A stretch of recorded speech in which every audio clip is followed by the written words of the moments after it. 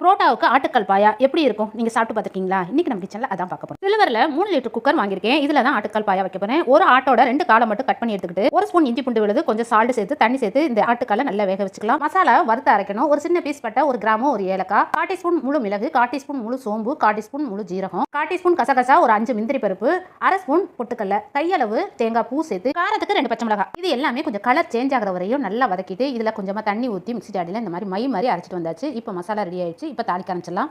தாளிக்கிறதுக்கு கொஞ்சமா நல்லெண்ணெய் சேர்த்து 1 பீஸ் பட்டை, 1 கிராம், 1 ஏலக்காய், 2 பிரியாணி இலை சேர்த்து ஒரு பெரிய வெங்காயத்தை நீல வாக்கில் கட் பண்ணி 2 பச்சை மிளகாய், இது எல்லாத்தையும் நல்லா வெங்காயம் வதங்கினதுக்கு அப்புறம் ஒரு 3 தக்காளியை கட் பண்ணி அதையும் சேர்த்து நல்லா வதக்கி விட்டுக்கலாம். இதுல மிளகாய் தூள் அந்த எண்ணெயில நல்லா வதங்கணும். எண்ணெய் பத்தலைனா கொஞ்சமா சேர்த்துட்டு நம்ம அரைச்ச மசாலாவும் எண்ணெயில நல்லா வதக்கி விட்டுக்கணும். எண்ணெய் பத்தலைனா கொஞ்சமா எண்ணெய் சேர்த்து இந்த மசாலா நல்லா வதங்கினதுக்கு அப்புறம் குக்கரை ஓப்பன் பண்ணி பார்த்தா ஆட்டுக்கால் நல்லா வெந்திருக்கு. இப்போ நம்ம வதக்கின மசாலாவோட இந்த ஆட்டுக்காலை ஒன்று சேர்த்துடலாம். இப்போ இதுல உப்பு உரப்பு எல்லாமே கரெக்டாக இருக்குன்னு ஒரு முறை செக் பண்ணி பார்த்துட்டு ஒரு 10 நிமிஷம் மூடி வைப்போம். நல்லா கொதி வரட்டும்.